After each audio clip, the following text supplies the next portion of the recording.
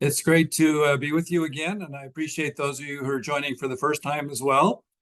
Our program aims to provide some practical exposure to common things as well as to some of the less common things, and to make it fun by seeing some great digital examples of these entities that we'll be discussing. So I'm going to begin today by just sharing the screen that we're going to work from for a little bit. We'll then have to shift screens about midway through, but we'll start here with some live cases. I'm doing digital sign out for the majority of my work these days, working remotely. And so these examples are live cases that came through the last week, and just to illustrate some of the materials that we see.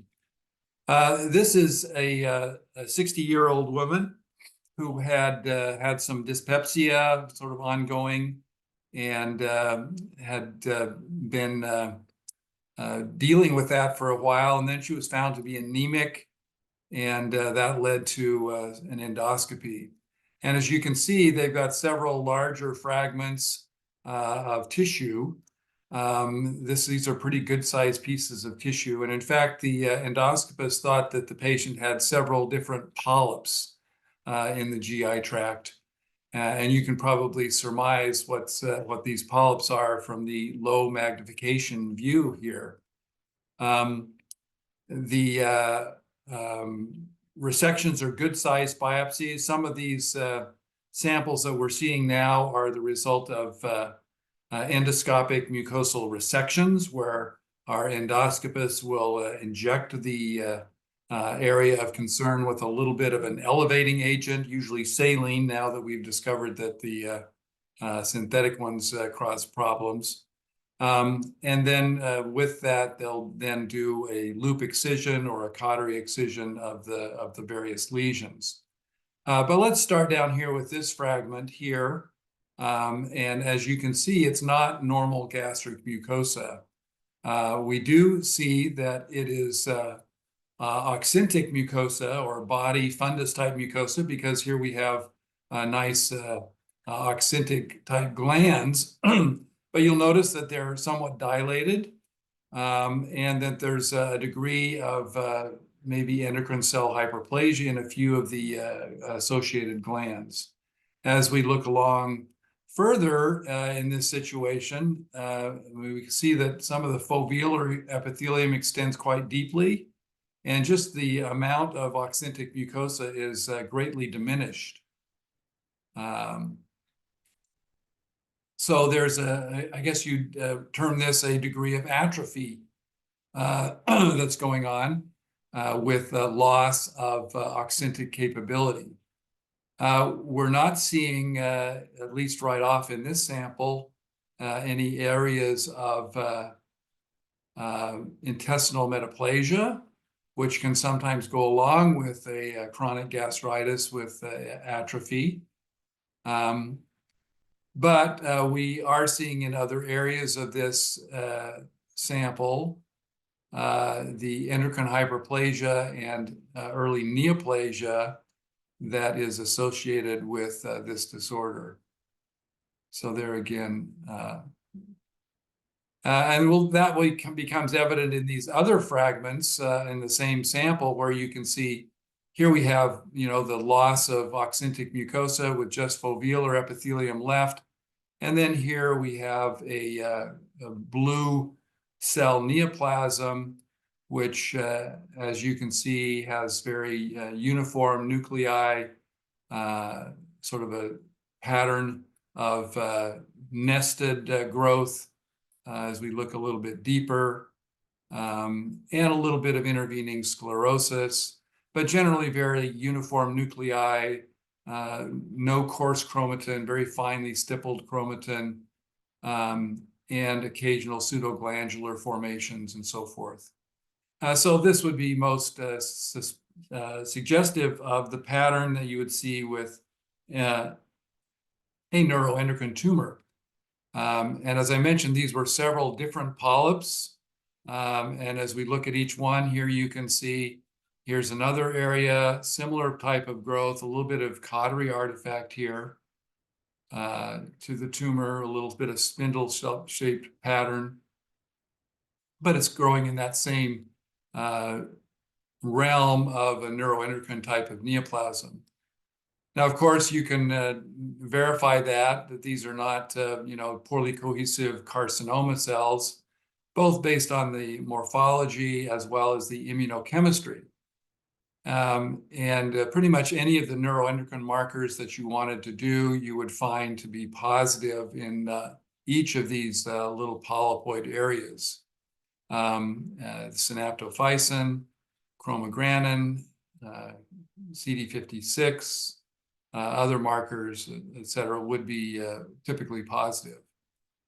So this is one of the patterns that we see with atrophic chronic gastritis, and these neuroendocrine tumors in this setting are typically referred to as type 1 tumors. In other words, they're tumors that have a drive for their formation based on a secondary phenomenon, which in this case is the loss of the oxyntic mucosa, the acid-secreting drive, and so you get the secondary stimulus to produce more gastrin, to produce more acid, et cetera, and that turns these cells on, and you get these multiple areas of endocrine cell hyperplasia that ultimately lead to these small neuroendocrine tumors. These typically do not have highly aggressive behavior because they are sort of secondarily driven, as you would surmise, and that makes them a little bit more indolent. They're less aggressive in terms of going after these, but certainly the ultimate cure for this is finding a solution for the autoimmune destruction of the parietal cells in these patients. Now, when you see these samples early on in a patient's history, where you've still got a moderate amount of oxyntic mucosa, it's certainly possible that treatment at that stage could halt or diminish the amount of parietal cell loss, and hence the secondary drive for neuroendocrine hyperplasia, as well as the other problems, the loss of intrinsic factor, the secondary anemia due to B12 deficiency with the loss of the absorptive capacities, and the potential preneoplastic carcinoma sequence where you have the intestinal metaplasia that ensues with the loss of acid secretion capacity. So that's one kind of nice example, I think, and one illustration of the spectrum of the changes that we see in this diagnosis. Now I'm going to switch screens here, and we're going to try to pick up a second case in this scenario. And this is, again, another patient with, this time, a male who had had a long-standing autoimmune gastritis and had a history of prior endocrine neoplasms that had been resected. And so they came back to do this again. And again, you see these larger fragments of tissue that I mentioned are the result of endoscopic mucosal resection. Now, in this case, as we look at the background gastric mucosa before we sort of highlight the neuroendocrine cells, which are all over here, in fact, they're all over the sample. One of the things that we notice in this case, however, is that there's virtually no oxyntic epithelium left here in large areas of the mucosa. And as we go around in different areas here, you'll see that we also have the development here, you see it right here, of intestinal type metaplasia, which is manifest very clearly with these goblet cells that we have here. So this is a nice example of the intestinal metaplasia that occurs with atrophic chronic gastritis. Now, as you'll recall, there, of course, are two drivers for intestinal metaplasia that we encounter commonly in the stomach. One is the Helicobacter infection, and the other is the autoimmune atrophic chronic gastritis. How do we know this isn't Helicobacter? Well, the fact that we have the neuroendocrine drive here, the small neuroendocrine tumors, is one way, and the loss of the oxyntic mucosa in the body. Intestinal metaplasia in Helicobacter pylori typically occurs in the pylorus, in the antrum and pyloric regions, whereas with atrophic chronic gastritis, it's a pan-gastritis, more likely affecting the body and the fundus. So here's more areas of the neuroendocrine tumor in this case, which, as you can see, is a little bit more racemose. It has some areas of sort of pseudo follicle type formation. My screen is frozen.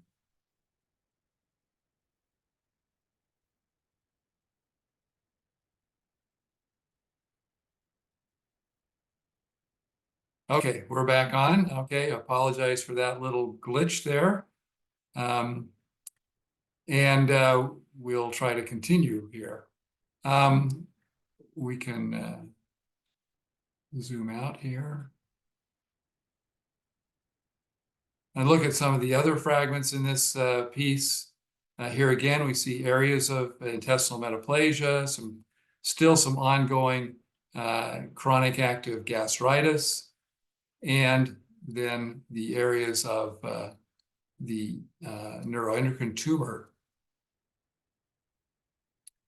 Now, here you'll notice that it is the acid secreting cells that are damaged more than these chief cells here. So it's the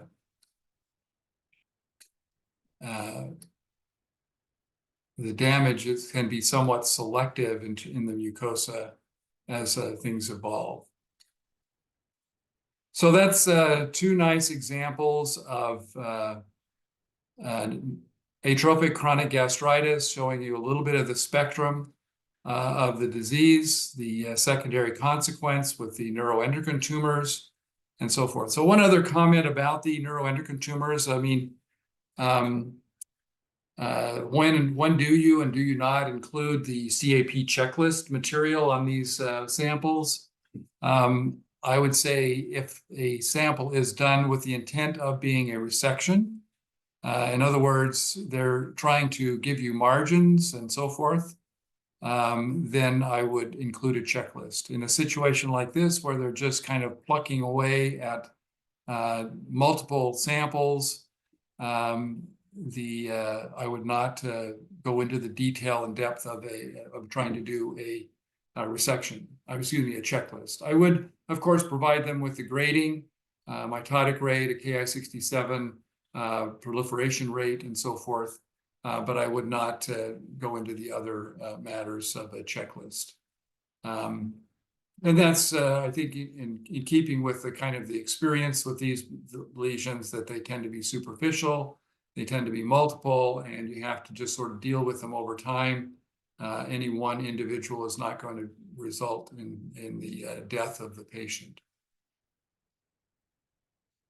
So let's, as long as we're on this theme of endoscopic mucosal resection, we'll go to another case. And this is also an endoscopic mucosal resection, but this is another situation where you would want to have a checklist. So here at low magnification, you can see that, or perhaps you can see, we've got a little bit of squamous mucosa here. We've got a submucosal gland here, and we have this large zone of clear edematous tissue, which probably is partly the result of the procedure.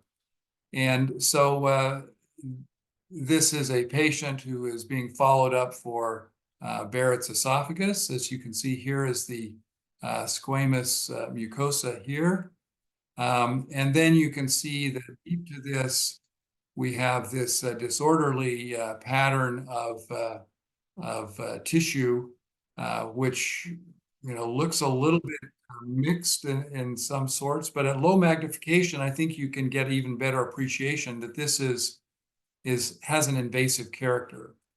Now, the esophagus is somewhat unique in that the muscularis mucosa tends to reduplicate itself. And so you have a superficial muscularis mucosa, but then you also have a deeper muscularis mucosa and this sort of very broad zone of lamina propria that is quite edematous. So this is the true anatomic muscularis mucosa. And you can tell that by virtue of the fact that our submucosal glands are down here. And as you can see, this is also where the larger vessels are. And so in terms of staging and so forth, it's not until you begin to penetrate this true muscularis mucosa or this deeper muscularis mucosa into the submucosa that you begin to develop the capability for metastatic disease in these patients. And that makes sense because this is where the vessels, the lymphatics are most prominent. Now, what are we going to do with this lesion here? Well, I think, as you might surmise, these submucosal mucinous glands need to have a way of getting their secretion to the surface, and this is the duct. But the challenge is to make sure that it is truly benign. And you can see here we have sort of a bilayer of tissue, because what happens as these esophageal cancers develop in these patients is that the deeper penetrating glands tend to lose cytoplasm, and they can very much begin to look like just benign small glands. Now here, for example, this one looks, it's not a lot, they're not huge solid glands, they're just relatively small cells on a lumen. But notice the nuclear atypia here, that is quite marked and pronounced. So this is an example of an esophageal adenocarcinoma that's developing, you'll have to take my word for it, in the setting of Barrett's esophagus. Maybe you won't have to take my word for it, because indeed over here we have more conventional intestinal metaplasia that's in the mucosa that appears to be benign. So our margins here on this sample, on this particular cut, show the tumor here in the middle with some superficial invasion and sort of mixed pleomorphic pattern to the glands, but very disorganized, and certainly a bit of intervening altered stroma that I think is persuasive for adenocarcinoma. Now we'll look at the other fragment here, and I think you can see here another area of intestinal metaplasia here. Goblet cells, blue mucin, intestinal type mucin. And then we've got our cancer here, a little bit of squamous epithelium there, and a clearly desmoplastic invasive tumor. And here you can see some of that superficial muscularis mucosa, because here are some of those smooth muscle fragments that have been penetrated by this tumor. So it's a nice example of that. Now, I took advantage of some of the digital pathology tools to measure the depth of invasion, to add up the width of this lesion, to provide some size data, because this is quite an extensive lesion covering a really quite broad area of this sample. The other thing that I think is very useful here is, and the reason I included this example is because we, of course, have other degrees of dysplasia. So here's an area of mucosa with intestinal metaplasia. And the architecture is not distorted. There are still widely spaced glands here. But as we come to look at the surface here, you'll see that our surface epithelium is different. It's crowded. It's a little bit pseudostratified. There's a degree of nuclear atypia, and there's loss of some of the usual compartmentalization of the normal epithelial cells, even the metaplastic cells. So there's just not quite the same number of distinctions between the different levels of that epithelium. So I think we could agree that this is an area of dysplasia. And given that we don't have rounding up of the nuclei, that we don't have complexity to the architecture, I would argue that this represents an area of low-grade dysplasia.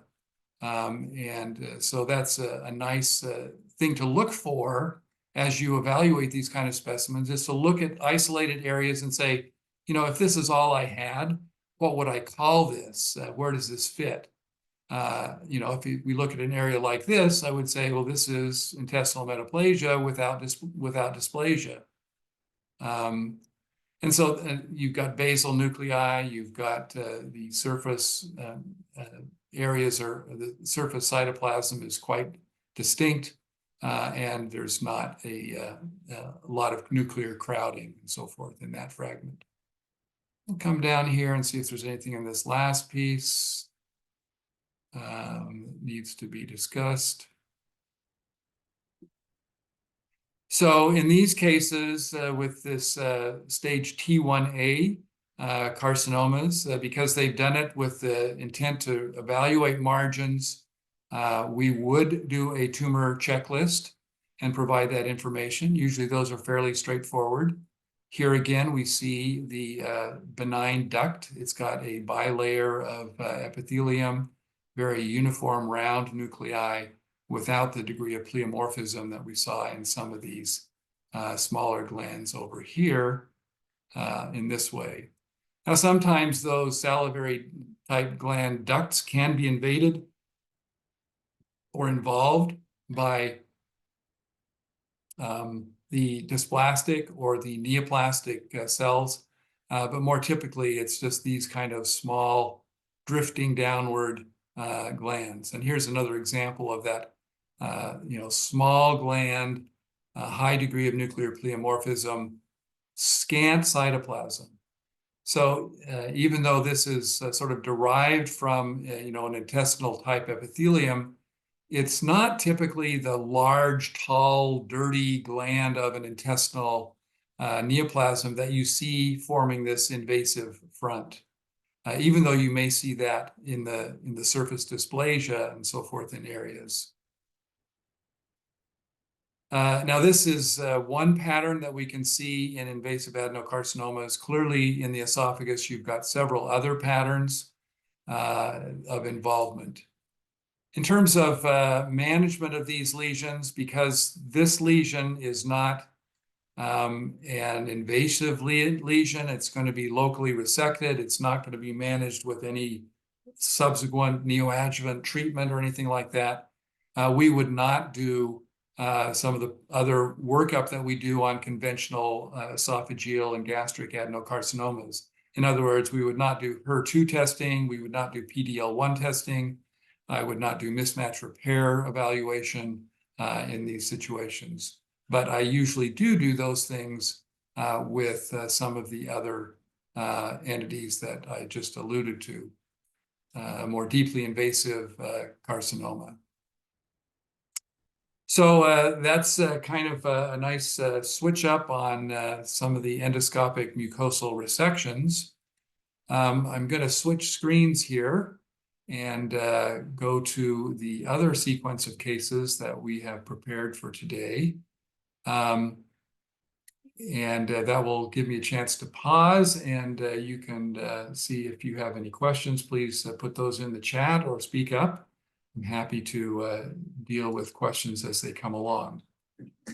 So the next case is one that I recently recorded. And so if you're hearing this doubly, please forgive me, but I did think this was an unusual enough case that it deserves to be mentioned. This patient, a very interesting presentation, he fell at home and was brought to the emergency room, and there was found to be jaundiced, and further investigation revealed that he had fairly extensive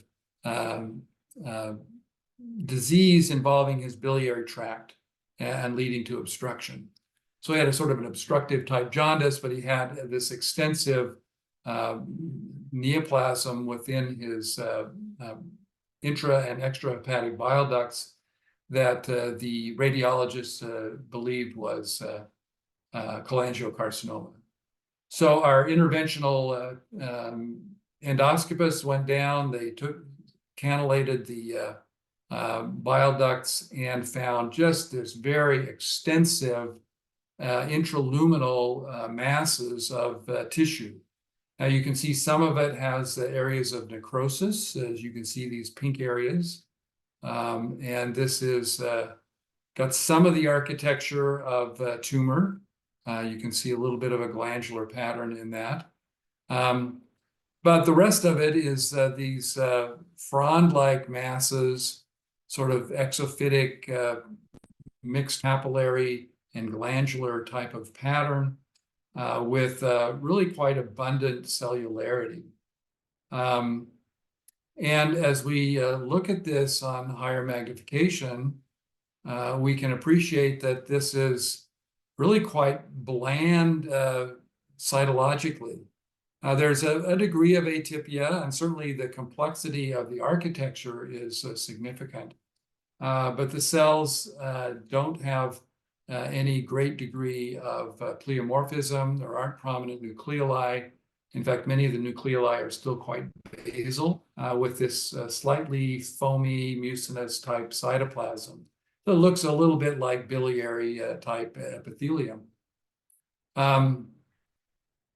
Now, the architectural pattern of this proliferation it doesn't look like a strictly invasive pattern. It looks more like the sort of exophytic intraluminal type of growth that we see with some intrapancreatic lesions like IPMN.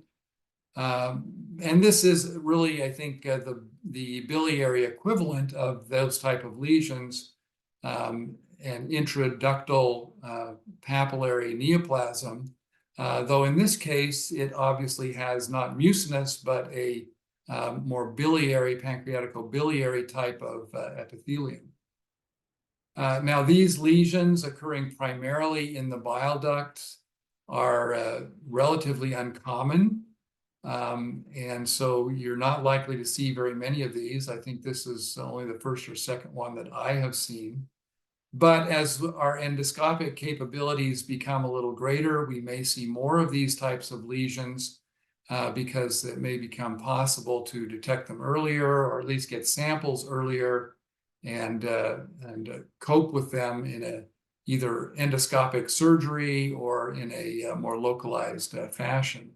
So being familiar with the entity, I think it has value as you contemplate the differential type of treatment that might be involved in these cases. Just take another high-power view here, just so you can appreciate this very bland cytology. Now, unfortunately for this patient, there's not a lot of things that could be done given the extent of his disease. Discuss a tumor board. This is not the sort of lesion that you're going to be able to endoscopically retrieve or excise. It's not localized to particular segments or regions of the liver in a way that would allow consideration of partial hepatectomy as a treatment. And so really I think the focus for this patient is going to be control of drainage so that they don't have the jaundice, and awareness of any possible invasion. Now, these lesions can become invasive, and so that is one of the possibilities that exist, particularly given the large bulk of tumor that he has in this intraductal location. And that happens with some frequency, a little bit more frequent with these biliary type lesions. But other type of mucinous lesions can also become invasive. Other things to consider or rule out in a situation like this would be other types or morphologies, intraductal mucinous neoplasm, oncocytic neoplasms, so those sorts of things, as well as the mucinous cystic neoplasms, which I have highlighted in some previous instances, which can occur in the gallbladder or other locations and have a unique association of ovarian type stroma. The other thing I think is important is to not call this cholangiocarcinoma, because this, I think, has a clearly different biological course than does cholangiocarcinoma. So, boy, we've shot through our time very quickly. We're halfway through or more. And I do want to spend some time talking about this next entity, which is another situation for older adults. And here you see one of the clinical manifestations, which is just sort of an induration and reddening of the facial skin. And this is a very common presentation for this lesion. Now, I'm not a dermatopathologist, and so, as you know, but this is a lesion that sort of occurs fairly commonly in the skin. And here you see it. And I say commonly, I say it's more common in the skin than in other locations. And the appearance can oftentimes be somewhat deceptive. You look at this and it looks, well, just a little bit of edema and so forth, and some chronic inflammation going on here. But as we look a little bit more closely, I think you can begin to appreciate that there's some atypia to some of the cells here, some larger nuclei. There's a little bit of this sort of scaffolding appearance with sort of clefts or cracks that seem to have this appearance.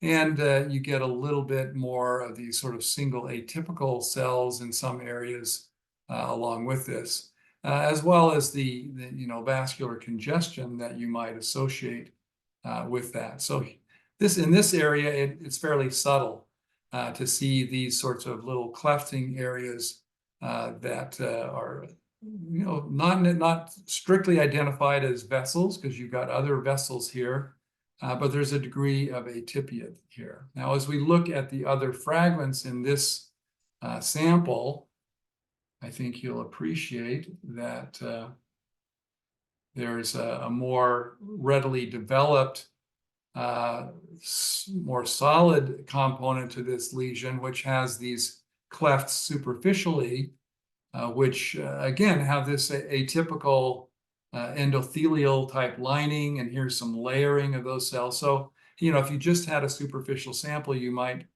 be still able to recognize this. But as we go deeper into the skin, you see this more proliferative area of more atypical cells, beginnings of somewhat of a mass lesion, but still widely separated by stroma and so forth, with these very characteristic cleft-like spaces. So this is one of the appearances for angiosarcoma involving the skin. And as you can see, we've done this as a superficial biopsy, but clearly this is a lesion that's going to go to the depth of the sample as these vessels extend all the way down there. And this can be deceptive because it can look like a rash. Here you see a little bit of scaling on the surface and so forth. And maybe it looks like a nevus or an indurated rash type of lesion. And it's not. It's a neoplasm. So I'd like to show you some of the additional morphologies that this lesion can have with a couple of other examples. So here's one that's more like a nevus, and you can see it's got a little bit of fat in the lesion, and it's got a more spindled and streaming pattern. Now here, you might also appreciate that you've got a high degree of nuclear pleomorphism. You've got a lot of sort of extravasated red cells in this lesion. And you might, in this case, wonder about one of the differential considerations, which is Kaposi's sarcoma, which also is a blood vessel related sarcoma and tends to have more spindle-shaped cells, red cell extravasation, sort of box-carring nuclei or box-carring appearance to the red cells, and can have a fairly significant degree of atypia. The differential between those is an important differential, and I think underscores the value of understanding the disease and the pathogenesis. And one of my dear friends from college and later medical school and professional education was Dr. Yuan Chang, who in some of her research was able to demonstrate convincingly that this neoplasm, one of the things, or that Kaposi sarcoma, excuse me, not this neoplasm, the Kaposi sarcoma was involved or promoted by human herpes virus type 8. And so that distinction and that differential has become critical because the treatment will be quite different in terms of that as well as the prognosis. So if in a situation like this, where you've got this sort of nodular stage of a lesion with a lot of vascularity, a high degree of nuclear atypia, doing a human herpes virus type 8 immunoperoxidase study would be critical to your differential, because I think all of the cases of Kaposi's type sarcoma that we see are related to human herpes virus 8. So let's take a look at another example of this lesion. Here again, you can see a cutaneous surface, sort of crusted and irregular. But we see that there's an area of more solid type growth here with a lot of inflammation. Here we've got some foreign body reaction to hair shafts and so forth. But we see there's this giant cell reaction. So sometimes what enters into the differential is the diagnosis of atypical fibroxanthoma. And here we do have a lot of giant cells contrasting with this lesion that may be forming the main clinical symptom. However, as we look a little further into this lesion, I think you'll appreciate that this has some deeper elements. Now let's go back here.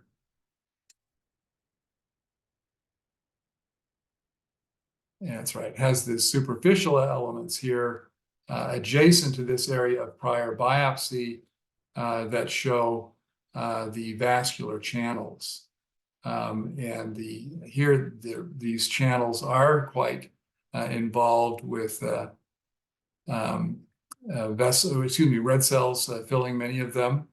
And you see how this tumor has only occasional highly atypical cells, but it's forming these very distinct vascular spaces. And you do have nuclear atypia. We do have some areas where you get a little bit of layering of the endothelial cells. You get one on top of the other here. And that's a very useful feature that distinguishes it from a hemangioma, for example.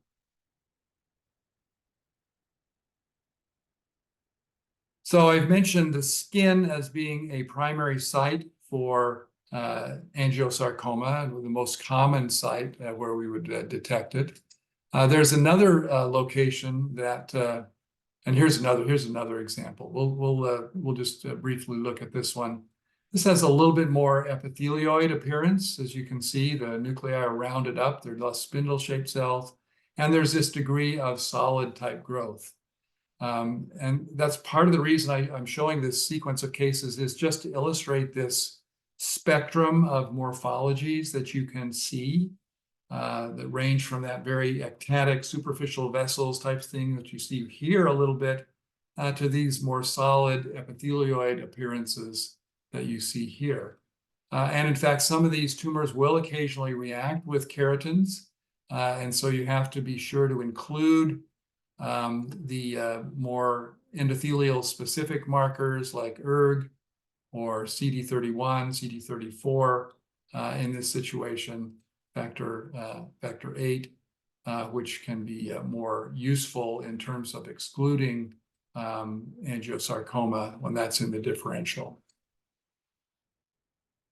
Okay, so I mentioned the other sites where this can occur, and those are and include the next most common site is probably the breast, where you'll have a lesion that involves breast parenchyma or breast skin. And this is one of the early lessons of my residency, was that such a lesion was received on frozen section in our frozen section laboratory. And, we could sort of feel something. We did a little bit of a frozen section, but we didn't see much that looked abnormal. And so we signed it out as normal, but later came to discover that, in fact, the patient had an angiosarcoma.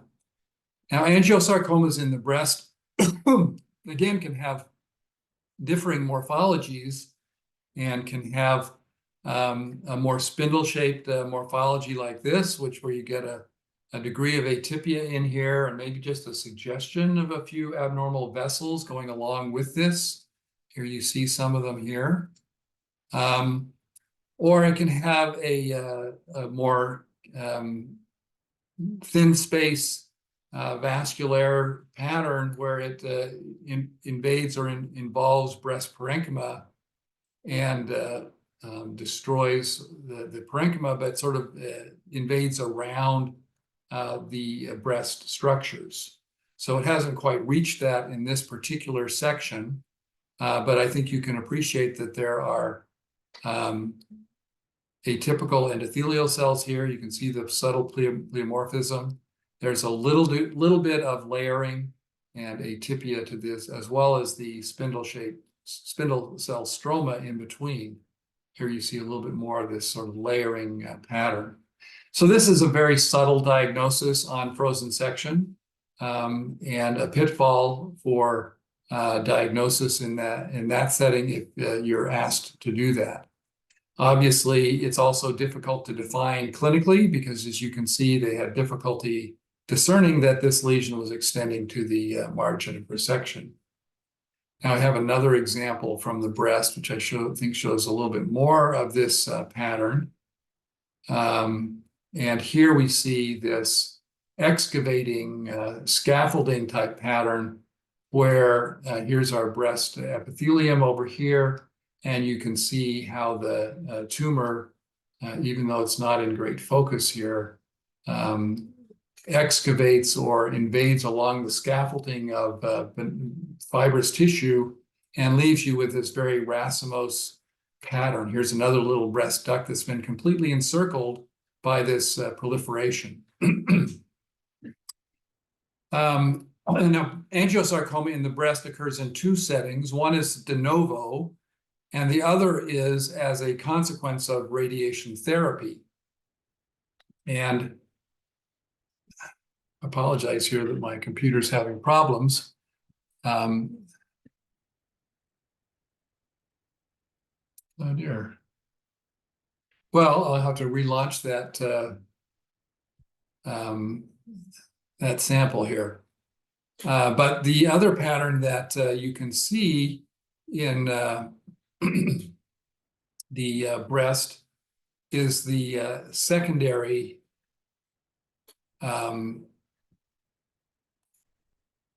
pattern where patients had a carcinoma treated with radiation therapy and then has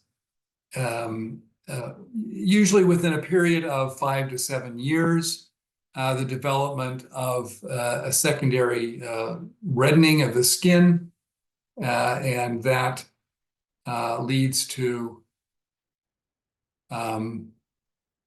the development of a vascular lesion. Now, there are benign lesions that occur in that setting. So that is, they're still atypical, but they can be difficult to at times discern. So I've got the screen back open. I'll reshare. It's always an interesting experience here. So I don't know why my Chrome crashed, but here we are back in this lesion.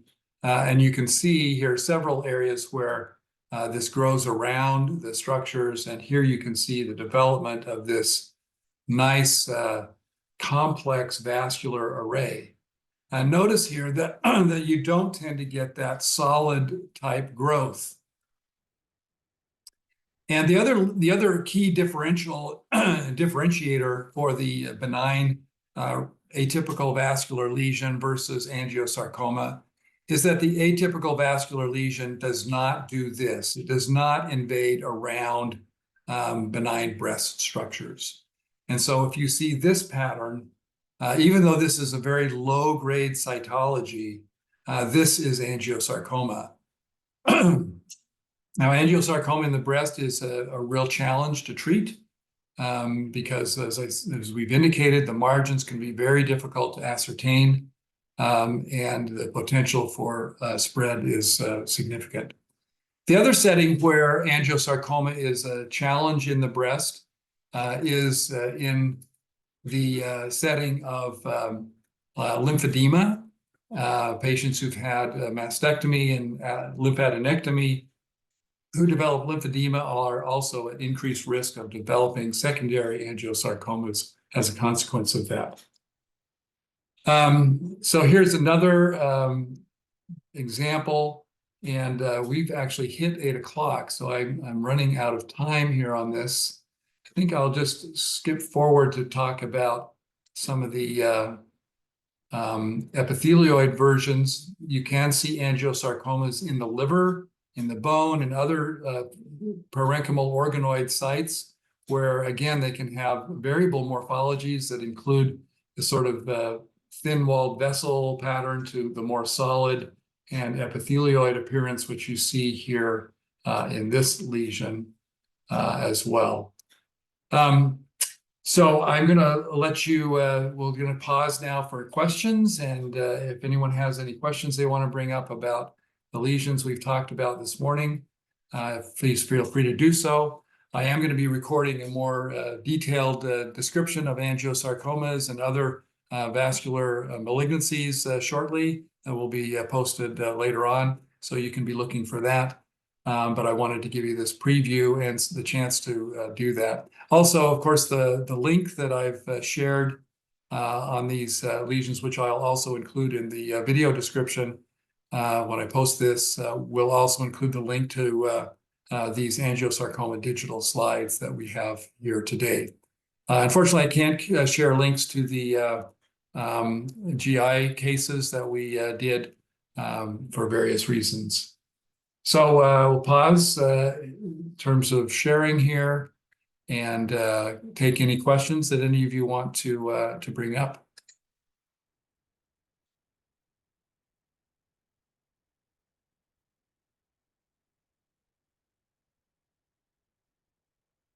So if you're saying a question, please unmute yourself or else write it in the chat.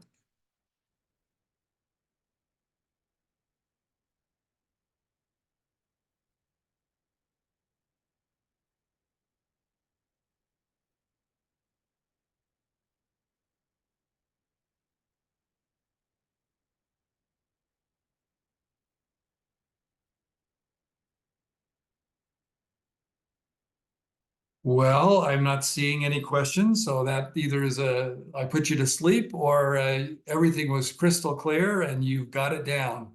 I hope it's the latter and not the former. But at any rate, we will do this again next month. I look forward to having a guest instructor, guest professor join me for that. So look for the details. And thank you so much for your time, attention, and participation in this experience today. And we'll look forward to having you with us again soon.